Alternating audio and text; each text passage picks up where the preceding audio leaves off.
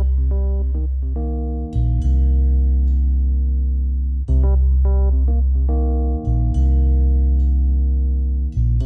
and welcome to episode 8.5 of Video Game Logic. Today's episode was recorded on the 21st of February 2016. I'm your host, gaming psychologist, and with me, as always, the reddest of velvetest of cakes. Caffeine Rage. No, I'm not going to use the other name here, even though Biff would probably love it. Yes, he would, but that's where I got that from. On today's show, we are going to be discussing... pull it up. Already going to have a cut. Amiibo, Disney Infinity, and Skylanders. That is correct. Amiibo, Disney Infinity, and Skylanders. And a very abbreviated episode because, well, do you want to go into that? Yes. So I am going on a trip next week, and my flight is now stupidly early, and we record the podcast stupidly late the night before when my flight would be. So I would either have to be up all night, which is not good for traveling, or... I thought you just wanted to get drunk while traveling. Well, I mean, that's the best way to travel, if I'm honest, but... No, I need to get some sleep before I head to this conference. It's kind of one of those things where it's like mostly a vacation, but there are some things that I have to do. These conferences are pretty much always like that, but the traveling part's the worst. So we're recording this on a Saturday night instead of a Tuesday night. A couple of swinging guys. We know how to have a good Saturday night. Sit around and bullshit about video games. I mean, that's really, what else could you be doing at this time? Nothing that is better, that's for sure. Well, technically it is Sunday morning now. Yeah, true. But I mean, I haven't been to bed yet, so it's still Saturday night. And I said that with all seriousness. I would much rather sit around and bullshit about video games than do just about anything else, so... Not a clubber guy? I never was, no. Not a big party guy. I'm much too much of an introvert for that kind of stuff. Too many people too close together. Well, I was too much of a loser. Well, there was probably some of that in there too, but... Yeah, well, I probably shouldn't use the past tense on that either. Nah, you're not a loser. Just get that thought right out of your head. You're pretty cool. You got the voice of an angel, so... If you believe Biff, that is. I believe me when I say that you have the voice of an angel. Yeah, an angel that comes down, smoking a cigar. Yeah, what do you want? I mean, that's the kind of angel I want. I don't know what kind of angel you were thinking about before, but that's all I want. An angel smoking a cigar and... Tattoo on his arm. Yeah, carrying a shotgun or something. Yeah, robes rolled up. Right, let's get to work. Yeah. So, have you managed to play a decent amount of games between our last recording and this one? I know that you said that you do a lot of your video rendering and stuff. I played this amazing game called Sony Vegas. Wow, it's Vegas. Is there gambling involved? Yeah, it's quite amazing. You sit there and you watch the bar slowly fill up. Whoa! And what do you get when it fills? A few gigabyte size file. Wow, that's what I always wanted. Was one of those. Yeah, but I did get to play Card Hunters with you on Friday, so I did technically play something, and I played a little bit of Warframe between now and when we last recorded, and that's been about it. Which honestly, Warframe is not something that you could really talk a lot about. It's very samey, outside of events going on. Yeah. Well, I actually played a whole bunch of different games, but none of them long enough to really talk about, except Eve. So I'll go through the list. I played Eve. There's a shock. Yeah. I played Car Hunters with you on Yeah, Friday. well, how did your mutiny go? Very well. We made off with the loot. A lot of loot. Have they figured it out yet? Oh, yeah, they know. I have a bounty on my head large enough to potentially attract some gankers in high-sec space, but it's worth it. Does the bounty stay on there until someone claims it, or...? Yes, the bounty is there until someone claims it, as far as I know. It might roll over, like, every month or something like that, but I've seen people with, like, multi-billion-dollar bounties, so wow. I imagine that those build up over time. But anyway, so I got a huge bounty on my head, but we walked away with something like the estimate, like it gives you like a little estimator on what something's going to cost, or if you sold it on the market. And we've got around 4 billion ISK in loot a piece. So we did well. And nobody died. Like, we didn't die on the way out. So we just have bounties on our heads. But, it's all right. It's worth it. Because even if I get killed and somebody claims the bounty, I still get to keep all the stuff. I'm not going to carry around all the stuff in my cargo hold. No, you're not that stupid. No, I dumped all of that immediately. So we're trying to decide what to do now because we've got a little bit of a disagreement on what we want to do. Uh-oh. I mean, I think that like we've all got our stuff, so at worst we would just be like, okay, here's where we part ways. But I want us to join up with the new corporation that my alt has joined, and one of them wants to form another corporation, and one of them just wants to stay together as a group and like not form a corporation, but just get together and run operations and stuff like that. And then the fourth guy's like, I don't care what we do. I'll just go with the flow. But so far we haven't been able to reach a compromise. Mm-hmm. But like I said, if worse comes to worse, we'll just go our separate ways. We've each got our share of the loot. So no problems there, I think. Unless somebody gets greedy. But then again, I'm not carrying around all that stuff on my ship, so at worst, they'll kill me for the bounty and then it'll be over. Other than Eve, though, played Card Hunters with you. Yeah, that was a lot of fun. Yeah, that's about the only game that I could really talk about. We did a 3-player multiplayer stream. Yeah, and it was a blast with 3 players, because you and I had played it multiplayer before, but it limits you to 1 character apiece, and you can't build or get the 3rd character for your party. So yeah, and the game is really balanced around having 3 characters. Right. And we could go back with 2 and do the lower level stuff, and I think it would still be somewhat of a challenge. Yeah, but the way they try to balance it is make it so that if you have 2 players instead of 3, it gives you an extra card each. But honestly, you're still getting the damage split between you, so it's not as good. Yeah, it doesn't make up for it. But yeah, we're gonna do that some more. I think we had a good time with it. I'm pretty sure Be Cool had a good time too. He's really quiet, so it's hard to tell, but yeah, I have heard him complain before, and he wasn't complaining, so I think he had a good time. Yeah, some of our group does complain a lot. Yes. Granted, I've been known to complain as well, so I can't say that I'm a perfect angel, even though you think I'm the voice of one. You have the voice of an angel. I didn't say that you were perfect like an angel, but your voice will get you many places. Oh my. Other than Card Hunters, though, I played a Kingdom for Keflings, which is an extremely old, well, not extremely old, but a pretty old Xbox 360 game. But since Xbox has, the Xbox One now has the first wave of backwards compatible games, a lot of the arcade titles are now backwards compatible. And I probably owned, 50 or 60 Xbox Live Arcade titles. And I've been trying to find fun games to play with my kid, or at least that he'll watch me play. And my current library of Xbox One games is limited to Forza 5 for that purpose. Everything else is way too adult for him as a 2-year-old. So it's just like, well... Oh, what are you talking about? He can learn language from some of them. Yeah, I'm sure he could learn language that his mother would not be happy about, and then she'd kill us both. We did play Forza 5 for about 5 minutes, and he was like, ooh, shiny racing, and then he was bored. Then we played Kingdom for Keflings. So just about like real racing. I love real racing. I could sit and watch racing for hours. Not NASCAR, though. That gets boring. Well, you need to throw a right turn in every so often, right? Every once in a while, yeah. But, so, we played Kingdom for Keflings for a little while, and that seemed to be a hit. If you've never heard of Kingdom for Keflings, it's just kind of a... It's a top-down... What did you say? Yeah, I'm looking it up because I have no idea what this game is.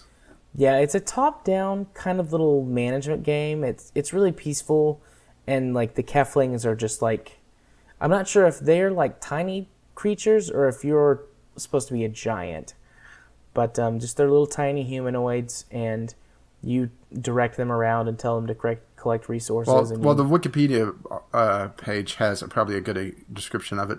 Dashes of SimCity and black and white. Yeah, that's pretty correct. With some of the settlers thrown in. Yeah. I mean, basically, you just have them collect resources and you build a little town, and Just do, there's cute music and stuff like that. He seemed to like it. We played it for like a half an hour. So how long before you get him addicted to Minecraft? Hopefully by the time he's like 3 or 4. So Yeah, you just year. have him mine for you all day. Yeah, just here you go, kid. I want you to dig out a 40 by 40 cube down here. Just put all the resources in this chest, and I'll sort it out later. And then he looks at you and says, "What's 40? What's a cube? What's a mine?" And that's when you disown him. I won't have anyone in my house who doesn't understand mining. But those are all the games I played this week. Well, in the last few days. Yeah, this is going to be a very weird episode. Yeah, so another thing right off the bat is we're not going to do Community Corner this week. Well, I do want to mention that Billion Lights has been playing catch up with us. A very short Community Corner. Billion Lights tweeted at us that he listened to 3 or 4 episodes during a car trip. And it's amazing that he didn't find a cliff to drive off of. Because can you imagine driving and having the two of us sitting in the back seat bickering about video games the entire time? He has a very strong will. But thank you, Billion Lights. I would find that particularly amusing. I mean, I have went back and listened to every single episode all the way through, technically twice. Once to edit it, and a second time to double check my edits and look for ways to improve editing in the future. Oh, I don't listen to the show, but then again, I'm not a huge fan of my voice, so. Yeah, and I haven't killed myself yet, so. Yeah, but did you do it all in one evening? No. I've done it many evenings, though. I mean, our shows are like 3 hours long normally. So I actually record the show with you for 3 hours. Then I listen to it once through editing it. Granted, my editing pass is getting faster and faster all the time. And then I go back and I listen to the whole thing one more time. And I do that for every single episode. All of them. You don't get paid enough. You don't get paid. I was going to say I don't get paid at all. At least until we become corporate shills for something, right? Absolutely. I will shill anything. What am I sitting right here next to me? Bigelow tea bags. Delicious. Oh, granted, me being snarky on Twitter about Hitman beta coming out and me just crossing out and putting in the font demo instead doesn't help. That was really funny. I had a good laugh at that. Yeah, bad things happen whenever I get bored and have my image editing software open. Yeah, if I got bored, I would just go play more video games. Sadly, I don't have as much free time as I'd like. I'd say most people are in that boat, but, it's like, what would I, if I had the time to get bored, I would just go play more video games. Well, it's usually whenever I'm doing something like that, I can't really tie myself down to a video game. Yeah. I had something coming up and, I was going to record with you in a couple hours, so I didn't want to dive too far into a video game. And I was supposed to meet up with a friend before that, so, I was expecting to be like 10, 15 minutes, which is not really a lot of time for most games. You could get a mobile game and go sit on the toilet. What we should do is we should set up a Patreon account. Maybe someone would give us some money. Biff send us $20 just for me chuckling for an hour and a half. I'm okay with that. He can send you a chuckle fee. Or we can charge him a chuckle fee. Every time you chuckle, he has to pay us $1. I like this idea. I wonder how much money we could get from just a 3-hour supercut of you laughing. Then we just send that to him. Here's the episode of the podcast. I told a really good joke in the pre-show, and then we started rolling, and, well, here's what we got. Just send him the cackle for, what was it, Bikini Warriors Mahjong or something? Oh, Pretty Girls Mahjong Battle? Yeah. Pretty Girls Texas Hold'em. Probably be playing some of those on my trip if my internet sucks. It's 50-50 on these trips whether or not you get decent internet or not. If it's decent, I'll just play Eve all week or all weekend. If it's not, well, Pretty Girls Mahjong Battle it is. Oh, either way, I won't see you. Yeah. Fair enough. So, with that out of the way, today's topic, one that we're dipping into the general topics list. We'll go back to news. Well, mostly news next time around. I can't really say next week because next week is Saturday for us.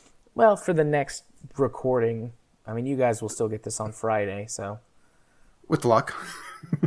I mean, I'll have it edited before I leave, and Rage will be very good at double checking to make sure that it gets posted. Yeah, it's a good thing that I had a typo in the show notes I did for my video.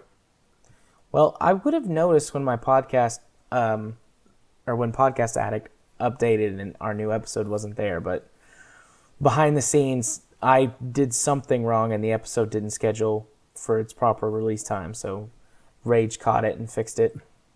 Yeah, like I said, I saw an error in my show notes I had for my video, which I make at the same time as the main show notes. And I basically just have everything where I could just copy and paste it right into the description of my video. I saw an error there. It was I had the wrong word in, and I was like, "Oh crap! Did I do that on the main show notes?" I go over and see draft. That's not right. And it was like 5:00 in the morning, and there was no MP3 link on it either. And realized, oh, this is bad. Yep. But you fixed it. Yeah. No problem. Nobody noticed. Except now they'll know. Well, now they all know. We spoiled the illusion of professionalism, but wait, that's we had an illusion beforehand? Yeah. Yeah, we did. Totally.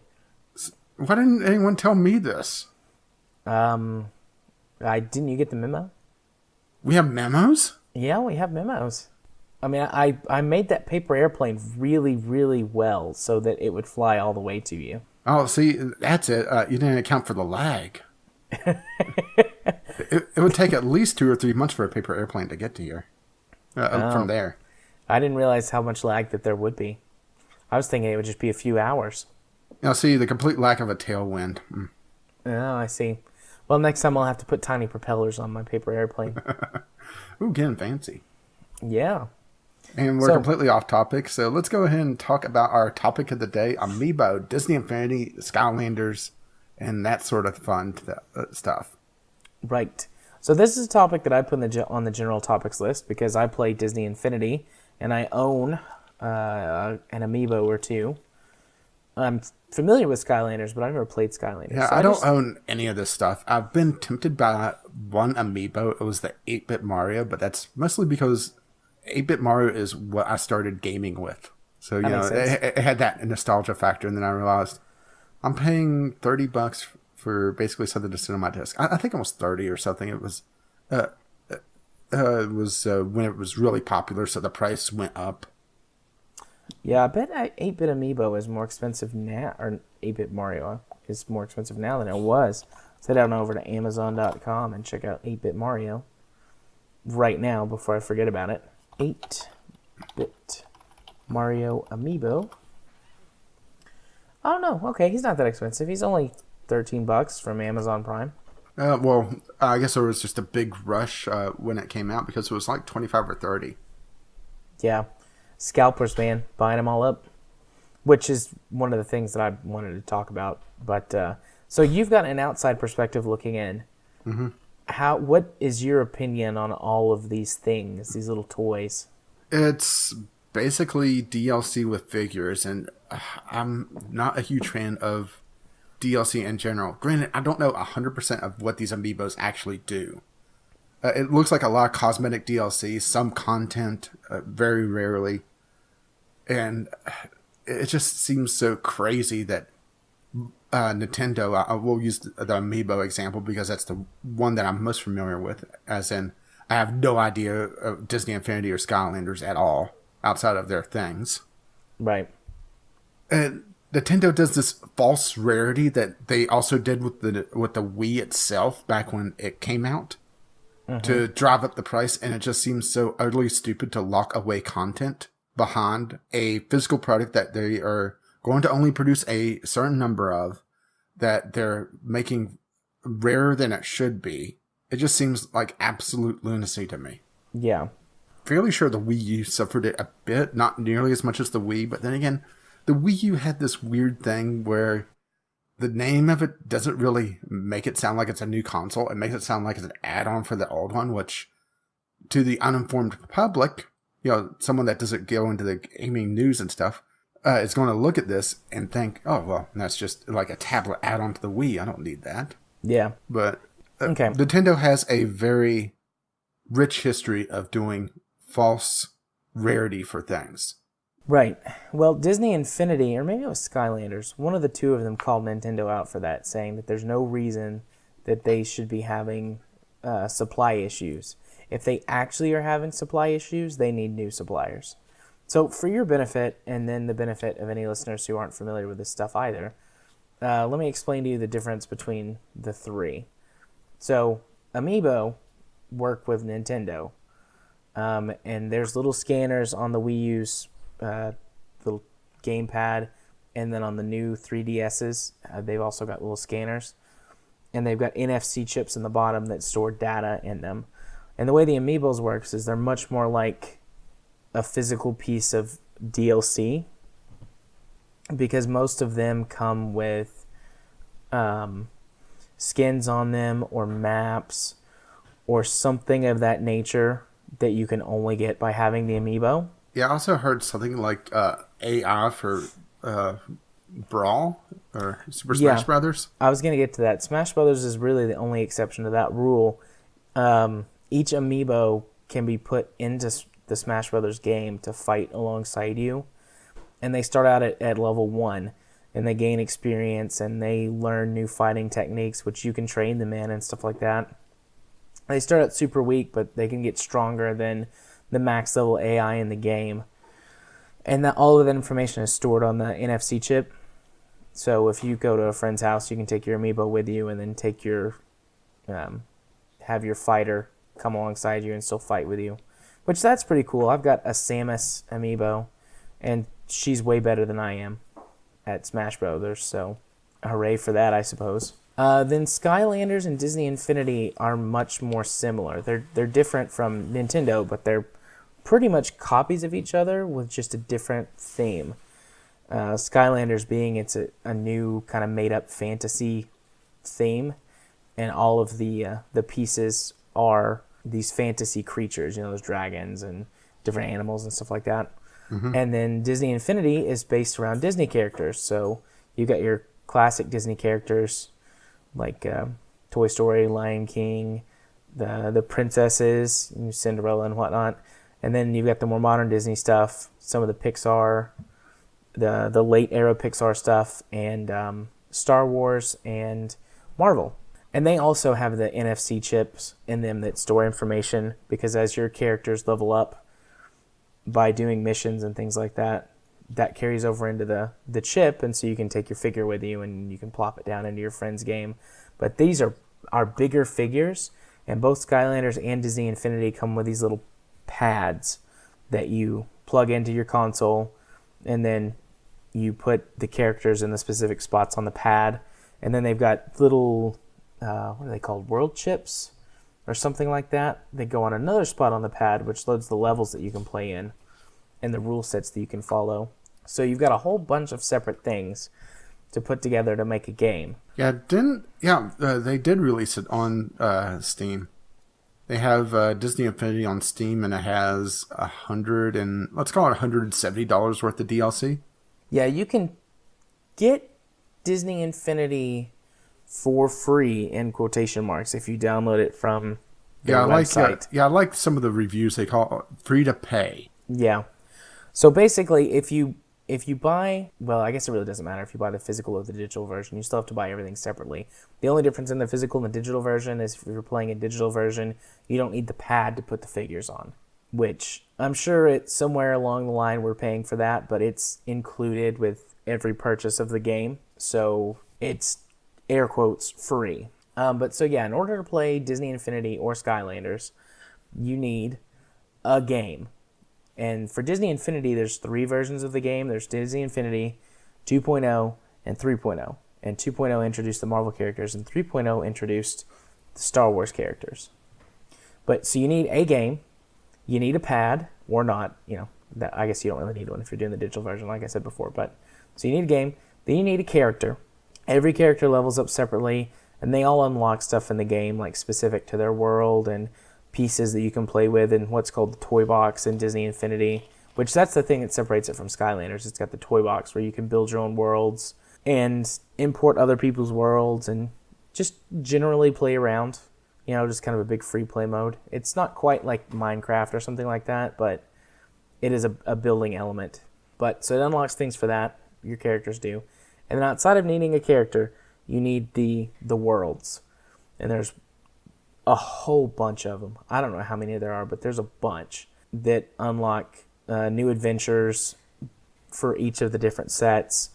And then the Marvel ones in particular, each different world is a completely different game. The one that comes with the base Marvel set, for example, is a action RPG. Then you can buy other ones. One of them is like a top-down shooter. Another one is a tower defense game. So there's a whole bunch of variety that goes into it, but every single one of them costs money. And Skylanders is the exact same way, except they don't have the toy box.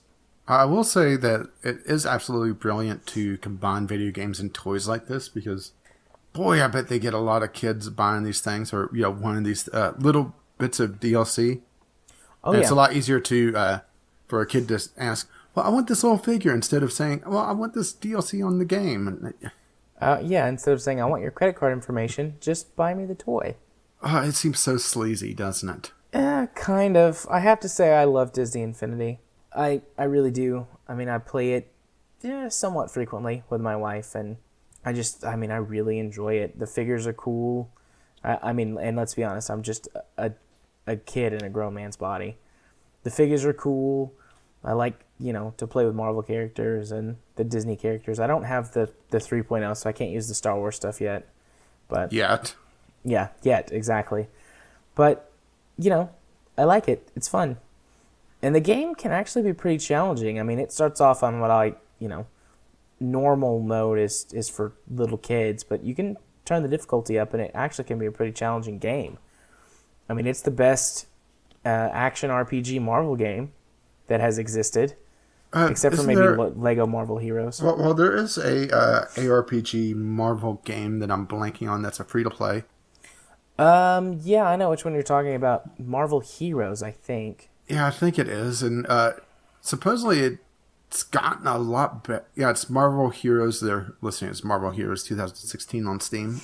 Supposedly it's gotten a lot better since launch. I just wanted to throw that out there, that it's not the only game in town, even though, damn, this is expensive to buy all the stuff on as well. Yeah, I imagine licensing is going to be a huge factor in that, though. Yeah, I was listening to the most recent co-optional, and Total Biscuit was saying that it was a lot better than it used to be. And I played it when it first came out. I had a press pass with everything unlocked. I still hated it, but I'm willing to give it another shot, especially if TB is saying, yeah, it's pretty good. Because he and I usually tend to feel the same way about games. In other words, you were delighted when he did the Warframe videos. Yes, I was. Completely off topic. Yeah, so Skylanders, Disney Infinity, it's difficult. It's to say whether or not they're exploitative. Or I would say that they're sleazy. blurring the line. They are blurring the line, and they make it difficult. The thing that gets me, I don't care about them charging for each of the toys. That can get extremely expensive, sure, but it's not like Amiibo. When you buy a toy, there's, you get that toy. There's nothing else that you have to do to put the toy in the game. There's nothing else that you have to have. It's if I want to play Captain America, I go buy Captain America, I put him in my Marvel game. That's it. I'm done. I don't have to do anything else with that. The part that gets me is the level packs. And this is the only thing that to me is pretty crappy. So you buy them in little booster packs, and you get these little chips. I mean, they basically look like, I don't know, big rounds. So you're buying them blind? You're buying them blind. Now, some of them you can buy straight up. All of the big adventures, you can just buy those. But all of the little random level packs and adventure packs, the short ones, they come in little trading card packs. That is so sleazy. That is pretty crappy. Because, you could wind up with a whole bunch of the same one. That's the only part that really makes me upset. All the rest of it, I don't have a problem with. Because I get it. I mean, mostly it's directed at kids who want to play with the toys, and then they've made it where the adults can enjoy it too. But it's just in order to get more money. What would your feelings be if it didn't have the figures attached to it. If Amiibos were just DLC instead of having the figure on top of it. I would be okay with that. I mean, I I like Well, when also adding in all the other practices that Nintendo is doing with the Amiibos, where it's limited time and limited rarity, where they only release however many thousand copies of the DLC, and then they cut off sales. I mean that would never work with DLC. People let them get away with it with the Amiibos because they're physical items, which I still think is garbage. I don't think that Nintendo should be getting away with that, but people let it slide because it's a physical item. But if it was DLC, they couldn't get away with it, and it would be okay. Although I don't really know what you would pay for most of that DLC stuff. I mean, generally, it's just kind of like little value adds. Like, oh, you want the cute toy? Well, also, the cute toy gives you, like, a different skin in the game for Kirby. It's like, well, Kirby is just a pink blob. Most of his skins come from eating other people. What kind of skin can you give him? Well, Mario just had an accident, and now Kirby has Mario's hat. Mario picked on the wrong blob.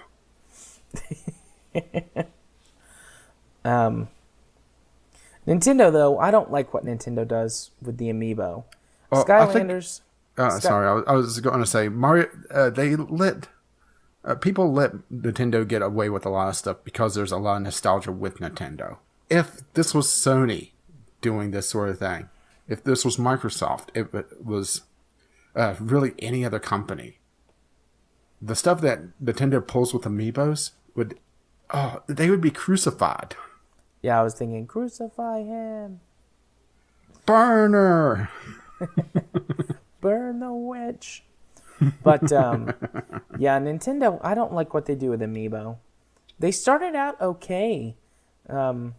They were putting lots of little value adds on them, and like all the Amiibos would work with all the games and things like that. But the more and more they've released more and more Amiibos, they've just gotten more and more specialized and more, honestly, crappy. So it's the case of give them an inch and they'll take a mile. Yeah, pretty much. That's what's happened with it. Because you're getting less and less value adds for the Amiibo. Like, okay, so for the newest Zelda game, the Amiibo that's coming out with that game has got I believe it's an entire dungeon locked away on the Amiibo. And there's literally no other way to get it. They've said isn't that the Amiibo that they're packing in with the game, so they're trying to combat reselling? No, I don't think so. I remember hearing somewhere that they were packing that in with the... I'm going to do searches while you talk. Go ahead, blather away. Yeah, but so unless this has changed, in which case I was unaware, they were putting an entire dungeon behind an Amiibo. And if you didn't buy the Amiibo, you couldn't get the dungeon. And of course, it's going to be in a popular Amiibo. It's for a Zelda game. And it wasn't going to be made that dungeon wasn't going to be made available for DLC or a special edition of the game or nothing. Only on the Amiibo. And that makes me so angry. Like, when they were starting out, like, oh, yeah, it's just a cute little skin you can get if you have the Amiibo. I'm like, okay, I'm not bothered by that. But now that's content that people can actively enjoy, and they're locking it behind a physical paywall that also makes it DLC. And it's just like, I don't know, it's scummy. It's like one of the worst DLC practices that there has been. And if they keep getting away with it, they'll keep making it worse. Yeah, the EA model, essentially. Yeah. I'm having trouble finding it just because there's just so much Zelda Amiibos coming out. Yeah. I would be less inclined to be upset about it. Oh, okay, go ahead. Let's see. The one talking about the challenge dungeon. It's the one with the wolf with the thing on its back. Uh-huh. Yeah, I'm seeing if it's a pack-in or not, and I'm not seeing either way. I don't think it was. They might have announced it and changed it because there was pretty big backlash from it. But anyways, I wouldn't be as upset about it if Amiibos were easier to get. I mean, there's a few Amiibo that you can pretty much always guarantee that you can get, like Mario, Peach, Donkey Kong, Yoshi, Pikachu.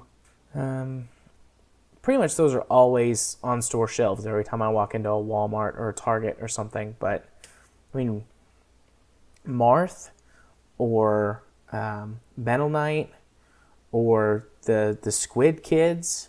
You never see those anywhere except on Amazon or other online retailers, which are most of the time scalpers who are selling them back to you for 20, 30, 40, 50 bucks.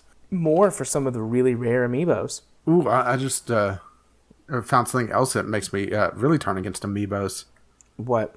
Link and Toon Link amiibos can be scanned once a day to restore arrows, while the Zelda and whatever the hell that is amiibo can restore hearts. So they're literally pay to cheat DLC at this point.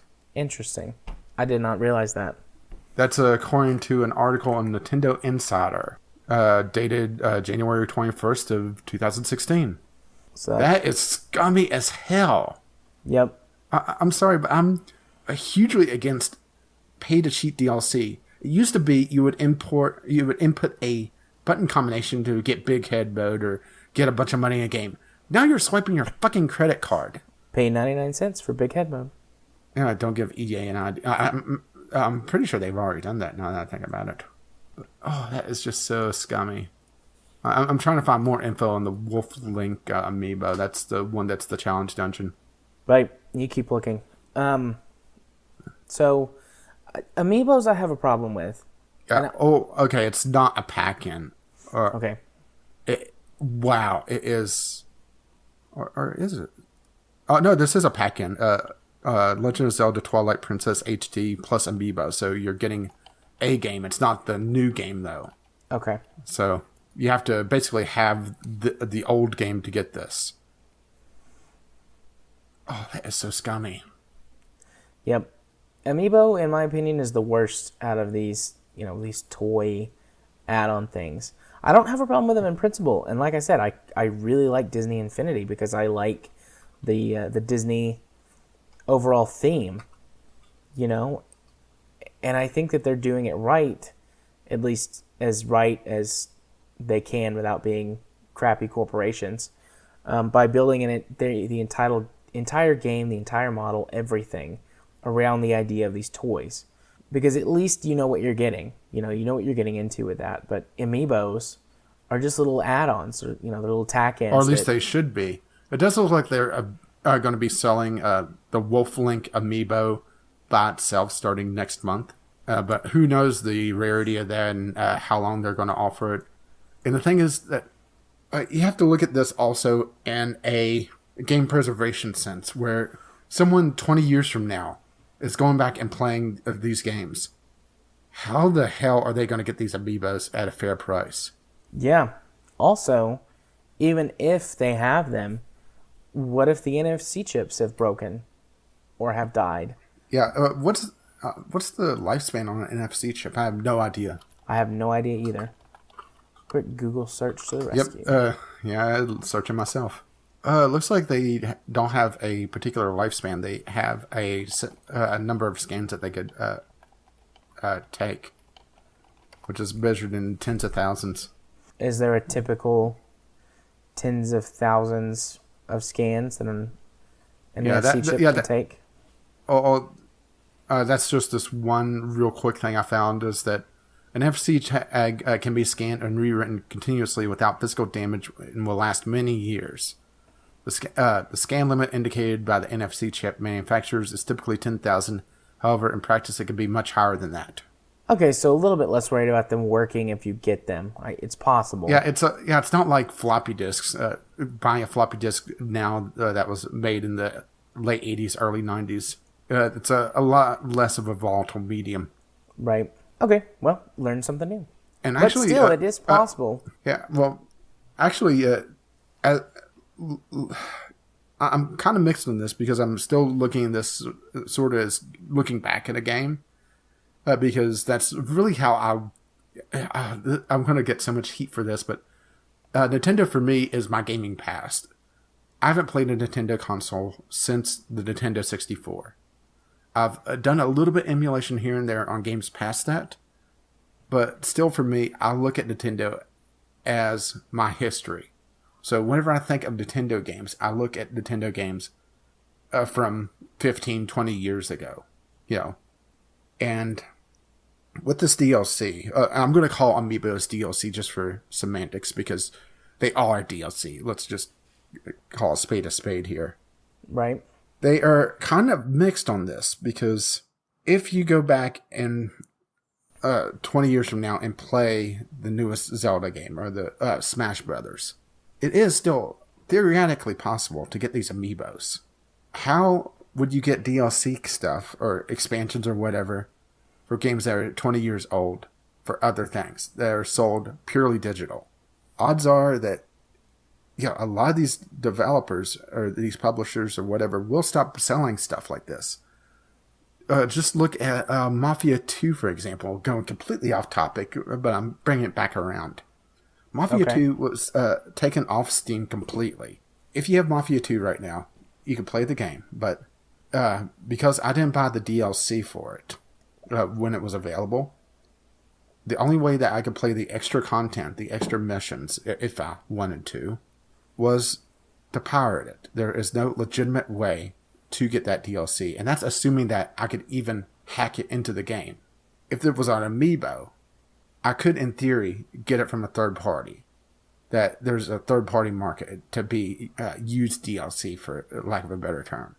So that is really the only pass I give amiibos, is that it is a non-volatile medium, that it will last.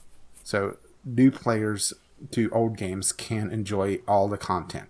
Granted, it will cost them just an absolute ton of money, because these are going to end up being collectible items, or, it'll be in someone's collections. A lot of them will be thrown out, or, these are essentially toys. Right. So a lot of them will end up being broken over the years. So they will be more expensive than the 13 or 20 bucks that the typical amiibos are, but they are still available. So that's really the only pass I give Nintendo on this. Yeah, it's a good point on the amiibos that I had never considered. I just always got mad at them for having stupid content locked on them. Oh, don't get me wrong. I'm still pissed that they hide content, and the fact that the newest Zelda game is going to require amiibo to get a challenge dungeon, and the fact that it has pay-to-cheat DLC attached to other amiibos. So if you're not good at the game, or here's the thing is that, okay, you could use 4 amiibos to get hearts and arrows, and I think there was another one listed that I can't recall if it was extra damage to you, making the game tougher, or if you did extra damage. And I'm not going to go back and hunt the article. How are they balancing this game? Are they balancing it around the idea that someone's going to have these amiibos that they could just swipe and get extra hearts? Granted, Zelda games aren't exactly the toughest games out there, usually, but that idea is still there. How are they balancing it around these amiibos? It's a question that Nintendo just doesn't want to answer. They probably aren't. I mean, they probably aren't balancing them around the amiibo. I'd say that they're just making the game, and it's like, oh, if you've got the thing, here you go, have a little power advantage. Which is still something that I absolutely loathe that in really any form. Cheat codes should not be DLC. Which this is getting into another topic that is on our general topic list, which will be another day, but I think I've already made my position on that clear. Yeah. Generally, I agree with you on that. I don't know. When we actually talk about it, we might have a couple of talking points in disagreement, but for the most part, I agree with you. Break it down between different games as well. Yeah, but for now, we'll just leave that one. Leave that one alone. Do you have any other thoughts about all of this? I mean, I just want to talk about how much I love Disney Infinity and how much I hate amiibos, but. In case somebody out there doesn't know, I did explain what they were. Yeah, I'm still looking at this as an outsider looking in, and it just seems just utter craziness just in general. Just how much you have to pay into these games. And the fact that you're going to pay in so much more. It's really not quite the mobile idea where you're getting the game for free, but you have to buy all the stuff, and, and in the end, if someone gets addicted to the game, they're spending so much more than they would on just a regular game. Granted, for mobile, that the regular game price is what, $10 max for most things. Oh, it's way lower than that. Your average mobile game price. I was saying the absolute max. Oh yeah, absolute max is probably $10. Well, no, there's a few exceptions. Particularly Final Fantasy games cost $20 or more on mobile. Yeah, but that also gets into the Japanese market, which Doesn't understand mobile. well, I was going to say the Japanese developers and publishers are typically out of touch with the modern internet. Just look at the draconian stuff that Nintendo's been doing, bring it all the way back around to Nintendo. Yeah. I have one other feeling about this is mostly related to Skylanders and Disney Infinity. I think Amiibos have been tacked on since the start, just a way for Nintendo to squeeze some more money out of the Wii U because it has performed so poorly in comparison to particularly the Wii, but even the other consoles of its generation. Which honestly is, kind of their fault at this point. Yeah, but so this doesn't apply to Nintendo, but I think that Disney Infinity and Skylanders are kind of like the old media's, that being physical media's last attempt to stay relevant.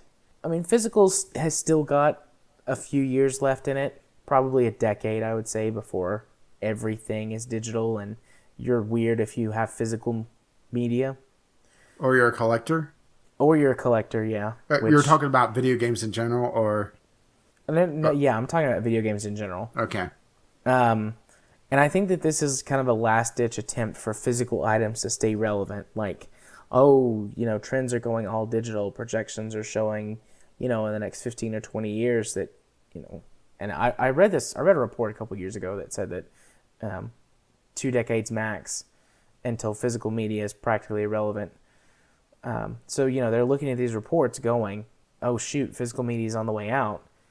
What can we do to keep physical media relevant? Because we can make more money this way because, we can add all these extra fees, and charge more to put a product on a shelf than digital, which companies still, by and large, charge the same for digital content, which is ridiculous, but that's, again, another topic. And so they put all of this stuff up there and just saw if it was going to stick, and it did. So, I mean, that's kind of how I feel about it from a business stance. It's kind of their Hail Mary.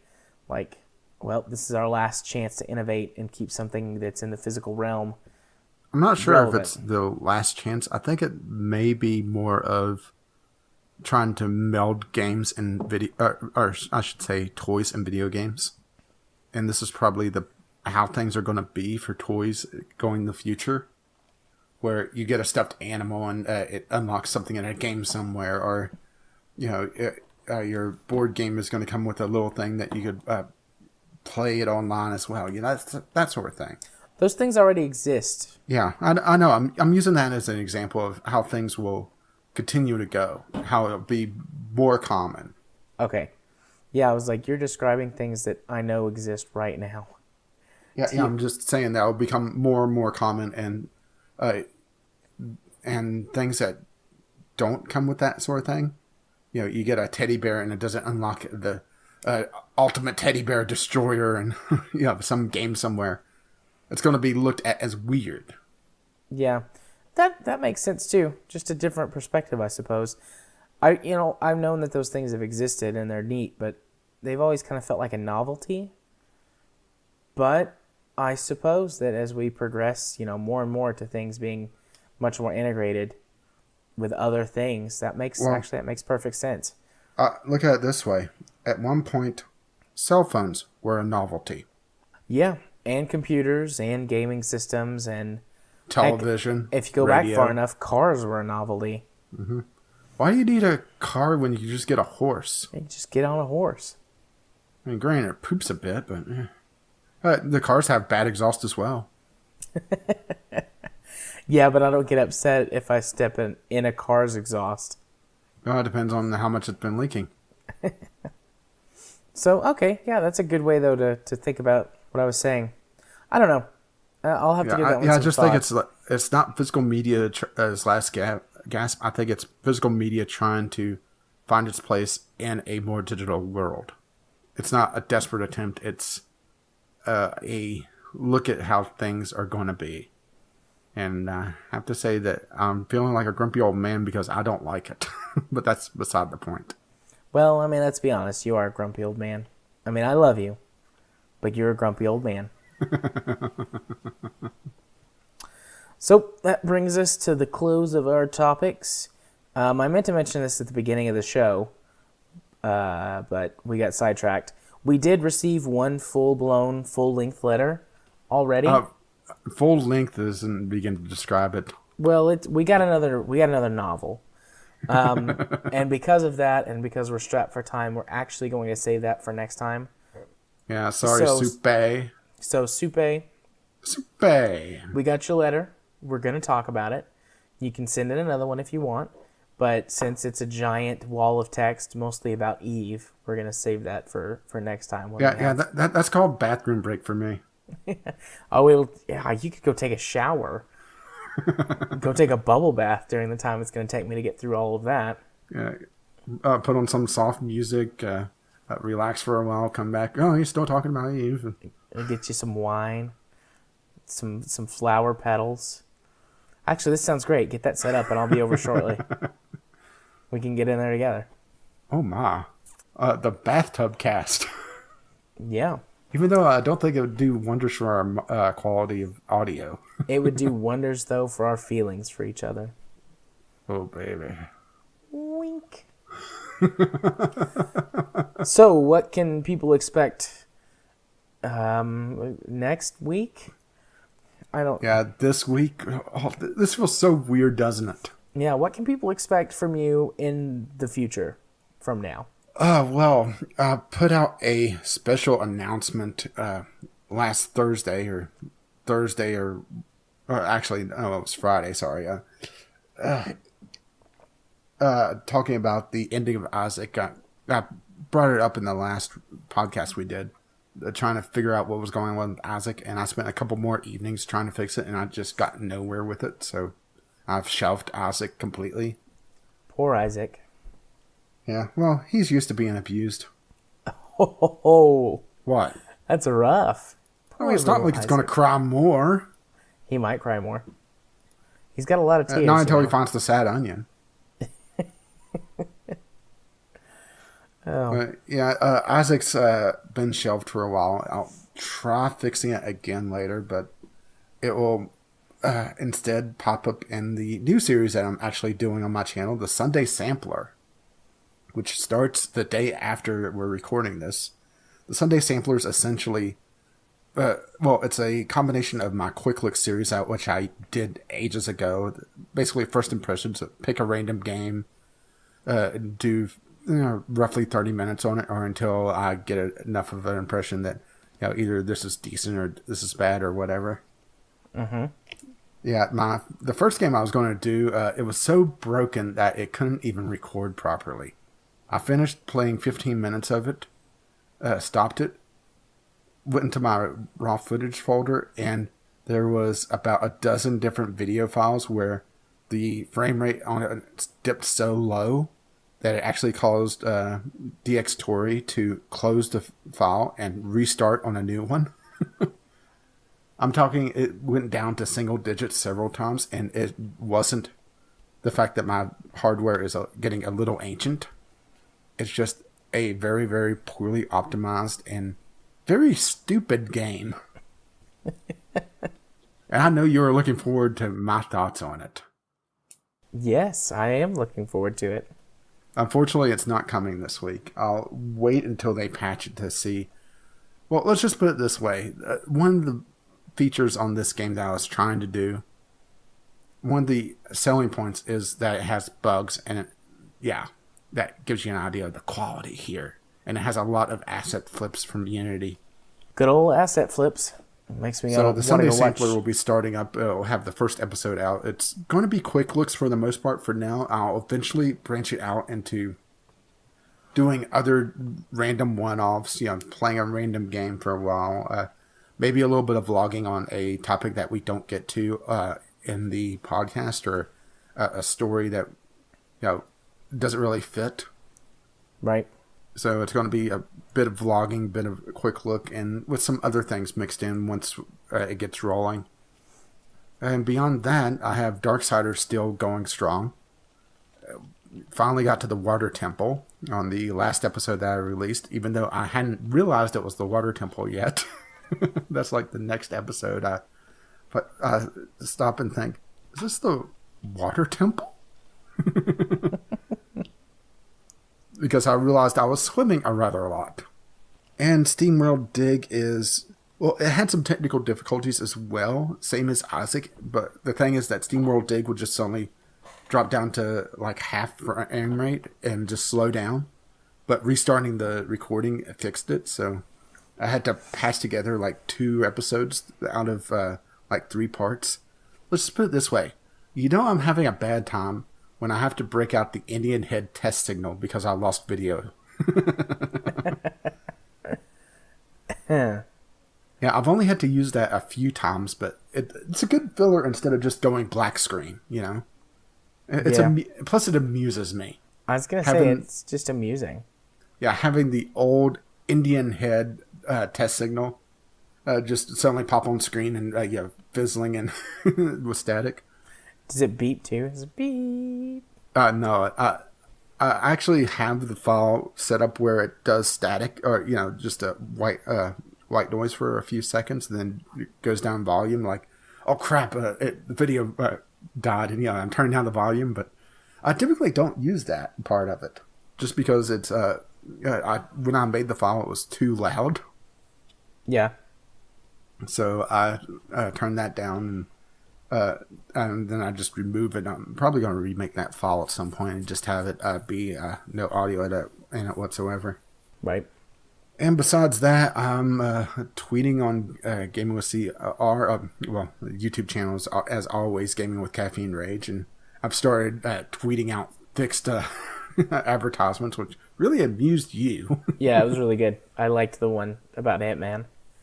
Yeah, I'm thinking about doing some more of those, just being snarky when I see an ad typically on Steam. I mean, let's be perfectly honest, that's where I'm going to see most of these. Doing my fixed ad series. Maybe that'll be a thing, I don't know. Until I get a cease and desist. You quit defaming our company right now. Well, you stop calling betas, or stop calling demos betas, and we'll call it even. How about that? I mean, that sounds fair to me, but I doubt they'd see it that way. And of course, we also have the official Twitter, which I'm pretty much in control of right now, even though you do have the keys to the kingdom. I've got all of the keys to the kingdom. Yeah, but you don't do anything on Twitter to begin with. I was doing more on Twitter this week.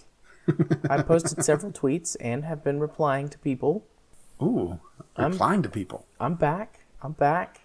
Which, speaking of the Twitter, VGL podcast on Twitter, we have a couple of stalkers, it seems. I mentioned this to you before the pre-show, but we'll do it again. When I created the account, I basically mothballed it for a week, and I didn't check it last week because, who would find a unused Twitter account? Well, it turns out there's 2 people that did. Supe found us and tweeted at us. Supe. Little sneaky thing, you. And then Lithobreaker also found us and just followed us and didn't say anything about it. So we have 2 stalkers. But the Twitter account is fully active now, and I think it's looking rather nice. Indeed it has. It has? Indeed it does. There we go. That's what I'm trying to say. Which brings a nice medium place for you to jump in. So anytime now. Yes, indeed. You can follow me on Twitter at JMA4707. You can check out my YouTube channel, Gaming Psychologist, and on the YouTube what are you doing channel on there? On the YouTube channel this week. Got a couple streams going up. Got a couple of Space Engineers videos going up.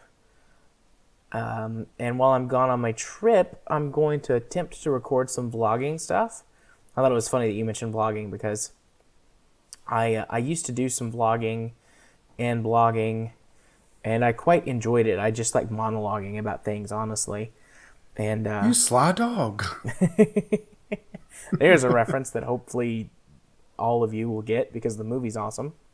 I would say it's incredible. Oh, well played, sir. Well played. But anyways, if I've got a chance, I'm gonna do some vlog or Yeah, vlogs. I don't know. Getting mixed up on my words there, vlog and blog. But anyways, do some of that while I'm gone. Just do a log. Uh, yeah, I'll do a log. I heard it rolls downstairs. It rolls downhill. Uh, It'll float and down you the don't river. get that reference, do you? No, I'm sorry. No, I'm Ren and not. Stimpy?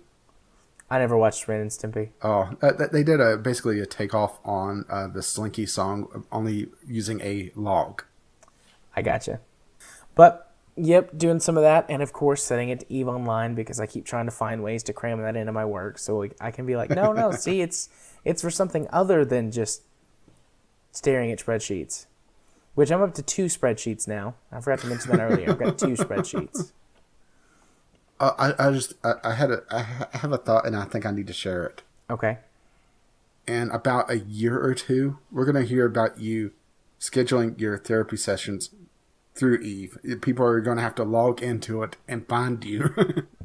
Well, people have already... Like, I say that about myself right up front. There's a lot of things I keep secret, both about myself and about my Eve characters, but it's like, you meet someone new, it's like, oh, what do you do in real life? It's like, oh, I'm a therapist. And they're like, oh, okay, cool, you're a therapist. Let me tell you about my problems. I'm going to start charging people ISK to tell me about their problems.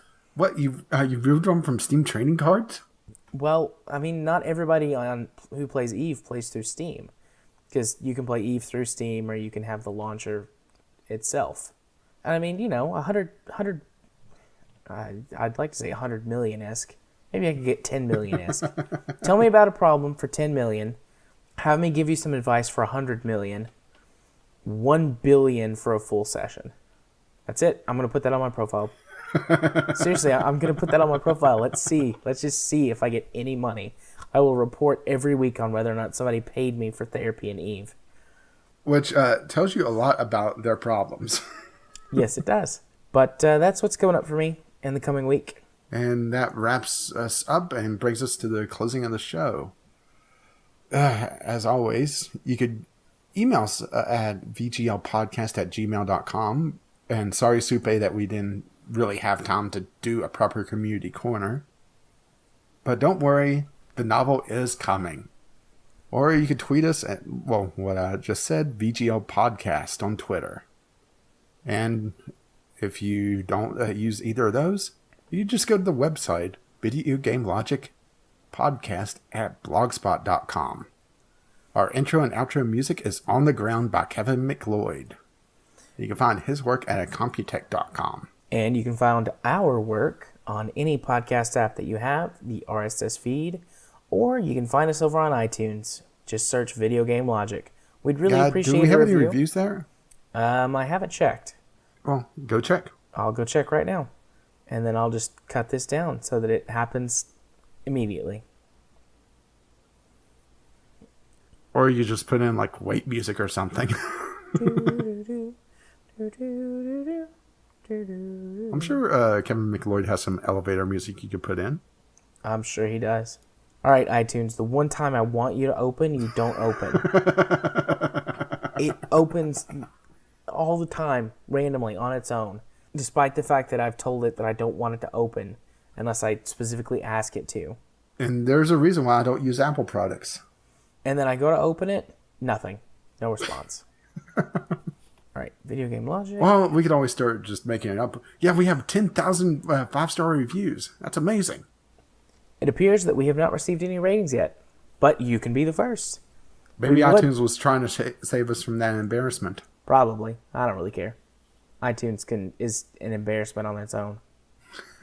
We would appreciate positive reviews, but if you feel so inclined to leave us a negative, please at least give us some feedback as to why you did so that we can work on fixing it. Am I missing anything? Is that it? No, I'm pretty sure that's it, even though it feels like we're missing stuff just because we skipped over a lot of stuff. Yeah. Also, if you like this short form, please tell us. I doubt we'll change our main format, but maybe we'll do kind of mid-rolls every once in a while. Do another 0.5 episode here and there. And then you can get a nice short listening experience. Yeah, but just like a Million Lights commute. What would he do without us just chattering away in the background? Well, the thing is if we do a 3-hour episode normally, and then occasionally on top of that an extra hour episode, he'll just get more of us to chatter away. Poor Million Lights. But that brings us to, as always, as the music starts to roll across my voice. Bye-bye now. Yeah, see you next time. Bye-bye.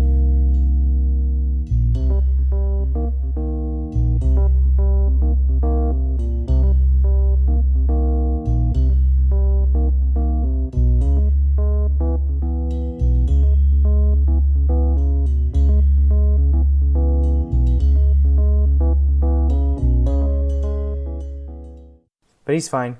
Somehow him listening to me sing makes him feel better. I thought I heard that as well. Yeah, my singing voice is pretty rough. Well, I couldn't make it. I just could hear it, very faintly. Do, do, do, do, do, do. I am waiting on iTunes. Do, do, do.